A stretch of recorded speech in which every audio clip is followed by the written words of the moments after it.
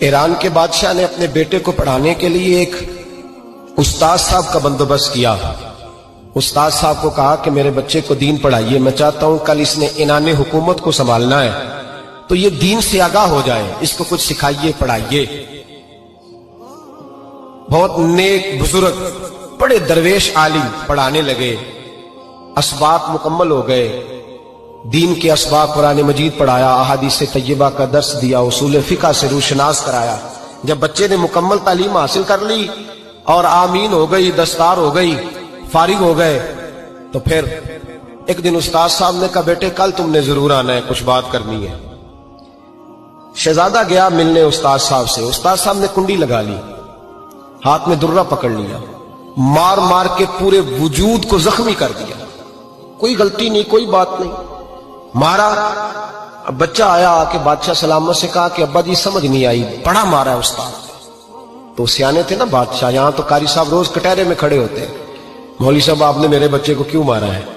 آپ 8,000 کے مولوی ہیں، میرا کئی کروڑ کا بچہ ہے، سویرے بدل لیں گے، خبردار آپ نے بچے کو ہاتھ لگایا، اپنی حیثیت میں رہے معاذ۔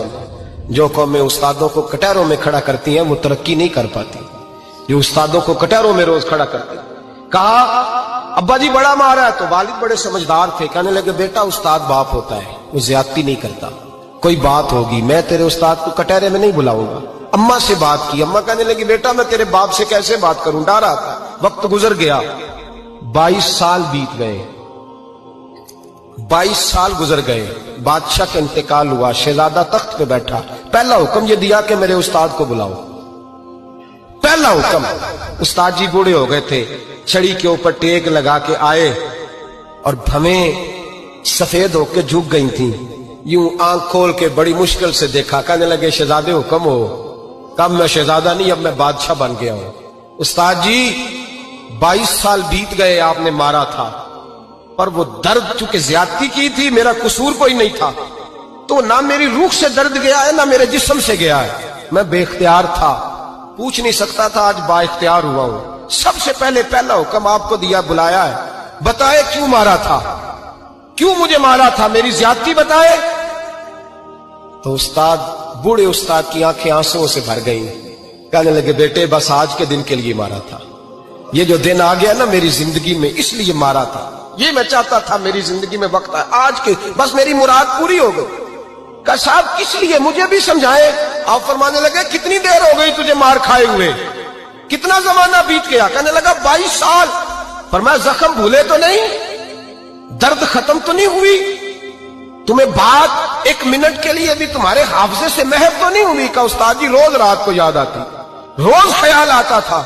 استاد کہنے لگے بھائی تو بے اختیار تھا، پوچھ نہیں سکا، 22 سال تجھے یاد رہا، مجھے پتا تھا تو ایک دن حکمران بنے گا، میں نے تجھے اس لیے مارا تھا کہ بیٹے یاد رکھنا، کسی پہ ظلم نہ کرنا، اگر تجھے 22 سال تک یاد رہا ہے تو جس پر تو ظلم کرے گا اسے بھی قیامت تک یاد رہے گا، اور یہ یاد رکھنا تو آج با اختیار ہوا تو تو نے مجھے بلا لیا ہے، قیامت کے دن غریب با اختیار ہو جائیں گے، مظلوم با اختیار ہو جائیں گے، وہ با اختیار ہوں گے للہ الواحد القہار، رب کریم کی بارگاہ کے اندر ان کا اختیار ہوگا، اکیلے اللہ کی حکمرانی ہوگی۔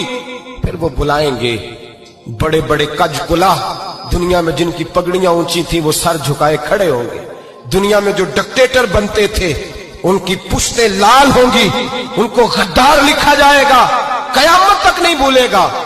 ظلم کرنا تو سوچ سمجھ کے کرنا، اتنا کرنا جتنا تم سہ سکتے ہو، اتنی زیادتی کرنا جتنی قیامت میں تم برداشت کر سکتے ہو۔ میرے نبی کریم صلی اللہ علیہ وسلم نے فرمایا ظلم سے بچو، یہ قیامت کے اندھیروں میں سے ایک اندھیرا ہوگا۔ زندگی میں زیادتی نہ کریں، اگر تھوڑی دیر کے لیے کوئی چیز برداشت کر جائیں گے تو وہ فائدہ دے جائے گی، کچھ دیر کے لیے اگر سہ جائیں گے تو نفع مل جائے گا، سہنے کی کوشش کریں۔